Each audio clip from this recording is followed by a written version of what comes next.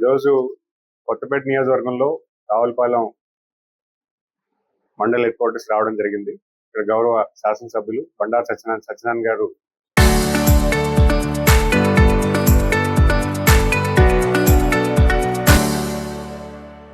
సత్యానంద్ గారు ఆయన ఉన్నటువంటి రోడ్స్ ని ఇనాగ్రేట్ చేయమని చెప్పడం జరిగింది. ప్రధానంగా ఇక్కడ వచ్చినటువంటి కారణం ఎంఎస్ఎంఈ పార్క్స్ ని రివ్యూ చేయడం, అలా ఉన్నటువంటి ఎంఎస్ఎంఈ అసోసియేషన్స్ తో కలవడం, మరి అలాగే డ్వాక్రా సంఘాల్లో ఉన్నటువంటి మహిళలు ఎవరైతే ఆంటర్ప్రినర్ కింద అంటే మహిళా వ్యాపారస్తులుగా ఎవరైతే తయారవుతున్నారో వాళ్ళని ప్రత్యేకించి కలిసి వాళ్ళతో మాట్లాడి వాళ్ళ చెక్కులు కూడా పంపిణీ చేయడానికి ఇక్కడ రావడం జరిగింది.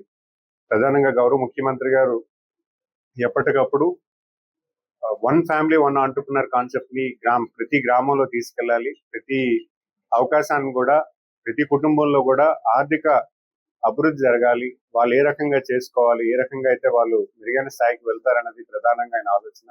అందుకే ఈరోజు డ్వాక్రా మహిళల్లో ఒక కొత్త ఒరవడి తీసుకొచ్చి గౌరవ ముఖ్యమంత్రి గారు ముందుకు తీసుకెళ్తారు తరుణంలో, అలాగే ఎంఎస్ఎంఈ పార్క్స్ ని ఇండస్ట్రియల్ అసోసియేషన్స్ లో ఉన్నటువంటి ఫీడ్బ్యాక్ కానీ వాళ్ళు ఇచ్చిన సజెషన్స్ కానీ అన్ని కూడా సమకూరుస్తూ పరిపాలనలో ముందుకు తీసుకెళ్ళడానికి మేము కార్యాచరణ చేస్తున్నాము.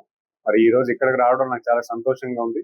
ఎందుకంటే ఈరోజు ఒక సీనియర్ నాయకులు బండారు సత్యానంద్ గారు అనేక ప్రజానికంతో ప్రజలతో మమేకమై ప్రజల్ని చైతన్యపరుస్తూ ప్రజలను కూడా భాగస్వామి పరిపాలనలో భాగస్వామి చేస్తూ ముందుకు వెళ్తున్న నాయకత్వం. మరి ఆయన అందరికీ కూడా ఒక ఆదర్శమైనటువంటి నాయకత్వాన్ని వహించినటువంటి ఆయనతో నేను ఈ రోజు అక్కడ రావడం, ఇక్కడ ఉన్నటువంటి పెద్దలందరినీ కలవడం, మరి అలాగే ఈ చెక్కుల పంపిణీ కూడా ప్రధానంగా నన్ను రమ్మని చెప్పడం జరిగింది. ఇక్కడ కూడా సత్యానంద విషయం ఏంటంటే ఏ రాష్ట్ర ప్రభుత్వం కూడా ఈ రకంగా ఆలోచన చేయట్లేదు. ఎందుకంటే ఈరోజు నేను చూస్తున్నాను, పక్క రాష్ట్రాలకు వెళ్ళా ఎక్కడికి వెళ్ళా కూడా మనకున్నటువంటి ఒరవడి పక్క రాష్ట్రాల్లో లేదు. ఖచ్చితంగా ప్రతి అవకాశాన్ని కూడా కిందకి తీసుకెళ్ళలేదు. ఎందుకంటే ఈ రోజు మనం చూస్తున్నాం, విడిపోయిన ఆంధ్రప్రదేశ్ లో యువతకి అవకాశాలన్నీ కూడా మనకి హైదరాబాద్ లో ఉండిపోయి మన యువతకి అవకాశాలు రావాలనేది మా యువ నాయకులు నారా లోకేష్ గారు పెద్ద ఎత్తున ఆలోచన చేస్తున్నారు. ఆయన యువగలంలో ఆయన ఒకటే ఆలోచన చేశారు, ఖచ్చితంగా యువతకి 20 లక్షల ఉద్యోగాలు కల్పించాలన్న ఆలోచన ఆయనకు ఉంది. ఆ ఉద్యోగాలు అనేది ఖచ్చితంగా అది స్వయం ఉపాధి అవ్వచ్చు, లేకపోతే ఉద్యోగాలని రావచ్చు. అందులో ప్రధానంగా ఎంఎస్ఎంఈ కూడా ఒక పెద్ద క్లస్టర్ కింద మేము ఒక వర్టికల్ కింద మేము భావిస్తున్నాం. ఎందుకంటే ఈ ఎంఎస్ఎంఈలో ఎవరైనా ఇండస్ట్రీ పెడితే ₹1 కోటి పెట్టుబడికి కనీసం 10 మందికి ఎంప్లాయ్మెంట్ కల్పించే దశ ఉంటుంది. అదే లార్జ్ ఇండస్ట్రీస్ లో ₹1 కోటి ఒక ఉద్యోగం వస్తుంది. సో అందుకే ఈ రోజు ఎంఎస్ఎంఈ సెక్టర్ లో కూడా అనేక విధానాలు కూడా ఈ రోజు తీసుకురావడం జరుగుతుంది. ఈ రోజు బ్యాంకర్స్ చాలా సింప్లిఫైడ్ గా లోనింగ్ సిస్టమ్ ఇస్తున్నారు, ఎంఎస్ఎంఈ పార్క్స్ ఇవ్వడం జరుగుతుంది. అలాగే పాలసీస్ కూడా చాలా ఎంఎస్ఎంఈస్ ప్రోత్సహించేలాగా ఉంది. ఎంఎస్ఎంఈ ఇన్సెంటివ్స్ కూడా గత సంవత్సరంలో కూడా సుమారు ₹500 కోట్ల ఇవ్వడం జరిగింది. అలాగే ఈ సంవత్సరం కూడా ఇంకొక ₹500 కోట్లు కూడా ఎంఎస్ఎంఈ ఇన్సెంటివ్స్ ఇవ్వడానికి కూడా ఈరోజు ప్రభుత్వం కార్యాచరణ చేస్తుంది. అంటే ఇవన్నీ కూడా అన్ని రంగాల్లో అన్ని వర్టికల్స్ లో చేసేటట్టు ఇది ఎంప్లాయ్మెంట్ కల్పించాలన్న ఆలోచనతో ఈరోజు డిపార్ట్మెంట్ రీఅలైన్మెంట్ చేస్తుందన్న విషయం కూడా తెలియజేసుకుంటూ మరొక విషయం మీ అందరూ కూడా తెలియజేస్తున్నాను. ఈరోజు ప్రతిపక్ష నాయకులు ఎవరైతే ఉన్నారో వాళ్ళందరికీ కూడా మీరు ప్రజలందరూ కూడా గమనించాలి, వాళ్ళు చేస్తున్నటువంటి ఆరోపణలన్నీ కూడా అసత్యపూర్వమైన ఆరోపణలు అవన్నీ కూడా. ఈరోజు డిఎస్సి గురించి ఈరోజు ఎంతో మంది, నేను మా నియోజకవర్గంలో ఎలక్షన్ క్యాంపెయిన్ చేసేటప్పుడు ఎంతో మంది యువత డిఎస్సి కోసం ఎదురు చూపులు చూసేవారు. ఈరోజు ప్రభుత్వం చాలా ప్రతిష్టాత్మకంగా 16,000 ఉద్యోగాలు డిఎస్సి ద్వారా కండక్ట్ చేసి ఉద్యోగాలు ఇవ్వడం జరిగింది.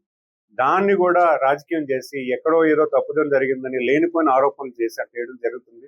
నిన్న డిపార్ట్మెంట్ అందరూ కూడా ఎవరైతే మాకు అన్యాయం జరిగింది అన్నారో వాళ్ళు ఈచ్ కేస్ స్టడీ కూడా ఎక్స్ప్లెయిన్ చేసి పలానా వ్యక్తి ఇక్కడ మాట్లాడాడు, నిజంగా అబ్బాయికి ఎందుకు రాలేదని కూడా విశ్లేషణ చేసి చూపించడం కూడా జరిగింది.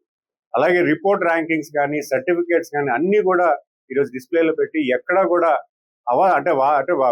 సత్యదూరం అనేది అనవసరం, తప్ప అనేది విషయం ఖచ్చితంగా చెప్తున్నారు. ఎందుకంటే ఈరోజు ప్రతి సర్టిఫికేట్ కూడా డిస్ప్లేలో పెట్టి ఏ క్వశ్చన్ అయినా వేయచ్చు అనే విధంగా ఈరోజు ప్రభుత్వం చెప్తుందంటే అది ఎంతవరకు మీరు ఆరోపణ చేస్తున్నారనే విషయం కూడా మీరు గమనించాలి. ఎందుకంటే ఈరోజు ప్రతిపక్ష నాయకులు కేవలంగా ప్రభుత్వాన్ని తప్పుదోవ పట్టించి సందేహాలు క్రియేట్ చేసి ప్రజలను తప్పుదోవ పెడుతున్నారు. అది ఖచ్చితంగా ప్రజలందరూ కూడా తిప్పుకొట్టాలనే విషయం కూడా మీరు గమనించి చెప్తున్నారు. ఎందుకంటే వాళ్ళకి ఇచ్చినటువంటి అవకాశంలో ఏమీ చేయలేకపోయారు.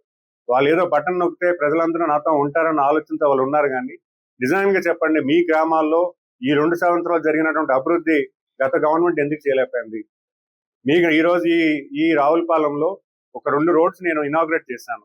ఆ వీధిలో ఉన్నటువంటి ప్రజానికం అందరూ కూడా వచ్చి ఎమ్మెల్యే గారిని అప్రిషియేట్ చేస్తుంటే నిజంగా ఎందుకు చేయలేపారు? ఇంత చింత డెన్సిటీ పాపులేషన్ ఉంటే రావులపాలెంలో ఒక బురద రోడ్ ఇంకా ఎందుకు ఉండాల్సిన పరిస్థితి గత గవర్నమెంట్ నిర్లక్ష్యం వల్లే అది జరిగింది.